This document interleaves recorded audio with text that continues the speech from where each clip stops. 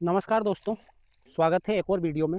साथियों, सही समय पर सही वाटर सोल्यूबल फर्टिलाइज़र्स हमें कौन से वाटर सोल्यूबल फर्टिलाइज़र्स कौन-सी उम्र में डालना चाहिए, इस चीज़ का हमारे किसान मित्रों को बहुत कम नॉलेज है। साथियों, मैं इस वीडियो के माध्यम से आपको पूरी जानकारी दूँगा जिससे कि हम अपना उत्पादन बढ़ा सकते हैं। तो दोस्तों, आप वीडियो को पूरा ज़रूर देखा कीजिए और चैनल को यदि आप नए हैं तो सब्सक्राइब ज़रूर कर लेना और अपने और भी किसान मित्रों के साथ शेयर ज़रूर कर दीजिए कीजिए। क्योंकि साथियों, मेरी चैनल पे कमेंट्स बहुत आते हैं और जिस चीज़ का वीडियो मैं डालता हूँ उसी के संबंधित कमेंट आते हैं। तो दोस्तों, मैं आज आपको बता दूं कि हमें जो हमारे वाटर सोल्यूबल फर्टिलाइजर्स हैं एनपीके के जितने भी वाटर सोल्यूबल फर्टिलाइजर्स हैं उनको हमें किस स्टेज पर डालना चाहिए ताकि हमें फ़ायदा हो। अब साथियों, जैसे कि आप ये गेहूँ देख रहे हैं, ये लगभग 90-95 दिन का गेहूँ है और हमारे बहुत सारे किसान मित्रों के गेहूँ की फसल अभी छोटी भी है। तो साथियों, अभी बहुत सारे किसान मित्र मेरे से पूछ रहे हैं कि साहब हमें ह्यूमिक एसिड, फल्विक एसिड और जिब्रेलिक एसिड क्या हम डाल सकते हैं? तो दोस्तों, देखिए, अब ये जो हमें humic acid, fulvic acid, gibberellic acid, इनका टाइम निकल गया है। जिब्रेलिक एसिड तो सिर्फ आपकी ग्रोथ को एकदम से बढ़ाता है, तो ये यहाँ पर आपको बिल्कुल कोई कितना भी कुछ भी कहे, लेकिन हमें इस स्टेज पर आकर के ये नहीं डालना चाहिए। दोस्तों, एनपीके 05234 और एनपीके 0050 के बारे में भी बहुत सारे कमेंट आते हैं मेरी चैनल पे, लेकिन ये फर्टिलाइज़र जो वाटर सोल्यूबल, ये मैंने भी डाले हैं और आप लोगों को भी मैं बताऊँगा इस वीडियो में कि हमें इनको किस स्टेज में हम डालेंगे तो हमें फ़ायदा होगा।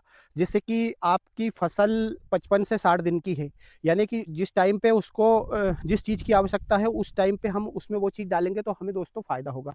अब देखिए, मैं आपको एनपीके 05234 के बारे में बता दूँ कि हमें उसको 55 से 60 दिन की उम्र में डालना चाहिए हमारे गेहूँ की फसल में। क्यों डालना चाहिए?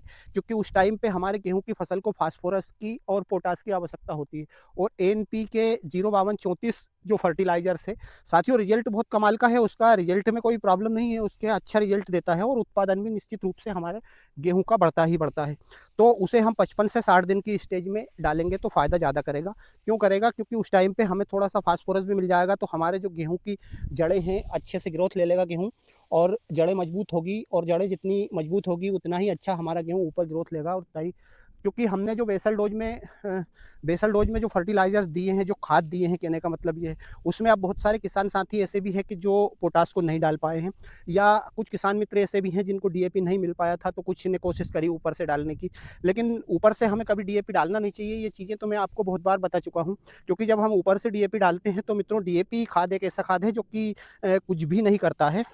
अब हमें वाटर सोल्यूबल फर्टिलाइजर्स के रूप में यदि आप 05234 डाल रहे हैं, जो कि आप लोग मेरे से पूछते रहते हैं, तो मैं आपको बता दूं कि जो 05234 है उसको हमें गबोट की स्थिति में, गबोट की स्थिति क्या होती है? गबोट की स्थिति यह है कि जैसे हमारी बाली, अभी इस खेत में तो पूरी तरह से बाल निकल गई है, तो इसमें हमें क्या डालना वो भी बताऊंगा मैं।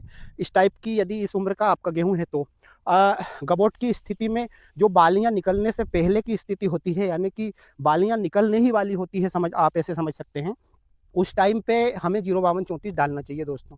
और 05234 में यदि आपको हल्की-फुल्की सी उस टाइम पे ग्रोथ यदि हमारे गेहूँ की कम है, तो फिर हमें एनपीके 19-19-19 भी उसमें ऐड करके डालना चाहिए। ये तो हो गई हमारी 05234 की बात। अब मैं आपको बता दूँ कि जो ख़ास जिस चीज़ से उत्पादन बढ़ता है, यानी कि हम दोनों फर्टिलाइज़र्स का कंपैरिज़न करते हैं, दोनों फर्टिलाइज़र्स अच्छे हैं, एनपीके 05234 और एनपीके 0050। अब दोस्तों, हमें एनपीके 0050 किस स्टेज में डालना चाहिए? साथियों, यदि आप वीडियो को पूरा देखते हैं तो आपको मेरे से पूछने की आवश्यकता ही नहीं पड़ेगी, क्योंकि मैं वीडियो में आपको सब कुछ पूरा विस्तार पूर्वक बता देता हूँ और बिल्कुल खेत से बताता हूँ। मैं अभी ये जिस खेत में खड़ा हूँ, ये मेरा HI 8830 गेहूँ हैगा, पूसा कीर्ति, यानी कि इसके वीडियो आपने मेरे बहुत देखे हैं और आप इसकी अब ये 90-95 दिन की स्टेज है, इसमें दाना भरना लगभग शुरू हो गया है। ये बाली को इस प्रकार से हम जब दबा कर देखेंगे तो ये ठोस होना चालू हो गई है।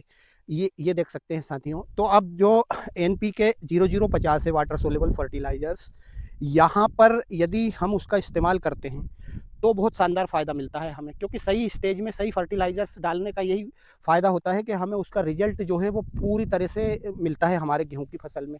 तो एनपीके 0050 में अब है क्या? सबसे पहले तो मैं आप लोगों को ये बता दूं, हमारे बहुत किसान मित्र जानते हैं और कुछ किसान मित्र नहीं भी डालते हैं और कुछ एरिया में डालते ही नहीं।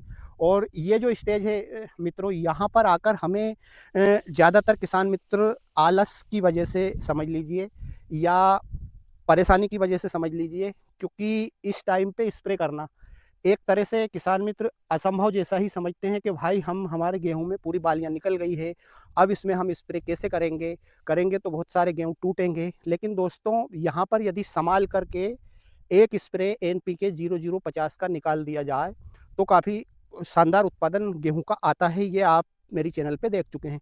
साथियों 0050 में सिर्फ हमारा पोटास ही है 50% और नाइट्रोजन है नहीं, ताकि हमारा गेहूँ और नाइट्रोजन की वजह से ग्रोथ ले, क्योंकि सवाल ही नहीं उठता। फास्फोरस है नहीं, फास्फोरस ऑलरेडी हमारी ज़मीन में पहले से पड़ा हुआ है, तो उस फास्फोरस की आवश्यकता हमको है ही नहीं इस स्टेज पे, तो हमें उसकी तरफ देखना भी नहीं है। सिर्फ और सिर्फ हमें पोटास चाहिए, क्योंकि हमें यहाँ पर पूरा दाना भरना चाहिए हमारी वाली में, और बाली मोटी बनना चाहिए, सुंदर बनना चाहिए दाना, और चमकदार बनना चाहिए। और दाने में जब सुंदरता आएगी किसान मित्रों, तो मंडी में काफ़ी अच्छा रेट मिलेगा, शानदार रेट मिलेगा। तो आपको सिर्फ और सिर्फ यहाँ पर 0050 का इस्तेमाल करना है। यदि आपने पहले बोरोन नहीं डाला है, तो यानी कि बोरोन आपने यदि गबोट की स्थिति में जब NPK 05234 का स्प्रे किया था जिन किसान मित्रों ने, और उन्होंने उस पे बोरोन डाल दिया था, तो फिर आपको बाद में 0050 में नहीं डालना है। और यदि आपने बोरोन डाल दिया था, तो आपको 0050 में 100 ग्राम प्रति एकड़ क्वांटिटी बिल्कुल आपको ठीक लेना है। यानी कि 1 एकड़ में हमें लेना है 1 किलो 0050, और उसमें सिर्फ 100 ग्राम बोरोन लेना है। और दोनों को मिला करके दोस्तों, आप यदि आप इस स्टेज में एक स्प्रे निकाल देंगे, तो आपको बहुत ही गजब का शानदार उत्पादन आएगा। वीडियो तो आपने बहुत देखे होंगे, बहुत सारे लोग बनाते हैं कृषि के, लेकिन आपको जो सच्चाई यहाँ पर दिखेगी खेत से, बिल्कुल आपको ओरिजिनल जो वीडियो, क्योंकि जो चीज़ें दोस्तों मैं करता हूँ मेरे गेहूं की फसल में, वही चीज़ें आप लोगों को बताता हूँ।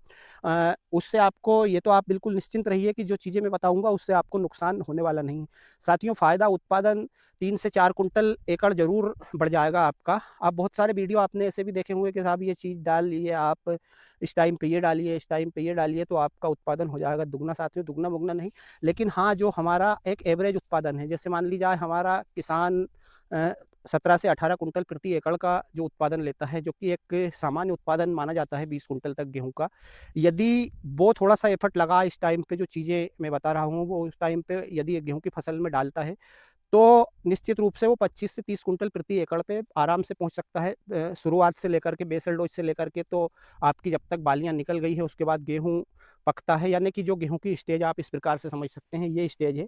बस इस टाइम पे ही हमें एक स्प्रे निकालना है। यदि वो थोड़ा सा एफर्ट लगाए, ऐसा किसान जो कि 18-20 कुंटल एक सामान्य उत्पादन बिना कुछ करे, सिंचाई और सिर्फ यूरिया और DAP डालने के बाद लेता है, यदि वो 2 स्प्रे निकालता है, यानी कि एक गबोट की स्थिति में NPK 05234 का, और दूसरा जब पूरी तरह से बालियां निकल जाए और जब उसमें दाना भरना स्टार्ट हो जाए, दूधिया स्टेज मान सकते हैं, जब उसमें छोटा छोटा दाना हो, उस टाइम पे यदि मेरा ऐसा किसान मित्र है जो एक स्प्रे निकाल सकता है, तो फिर उसका उत्पादन आराम से 25 से 30 कुंटल जा सकता है।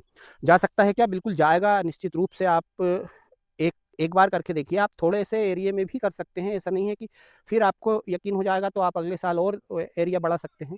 इस प्रकार से किसान मित्रों हमें करना है गेहूं की। तो साथियों, ये थी एक छोटी सी जानकारी आज के वीडियो में। और दोस्तों, आप चैनल को सब्सक्राइब करेंगे तो आपको गेहूं से संबंधित, सोयाबीन से संबंधित आपको अच्छी अच्छी जानकारी इस चैनल पे मिलती रहेगी। मैं आपसे जुड़ा रहूँगा और आपका उत्पादन निश्चित रूप से मैं बढ़वा कर रहूँगा। तो साथियों, मिलता हूँ बहुत जल्द एक और वीडियो में। तब तक के लिए जय जवान, जय किसान, धन्यवाद।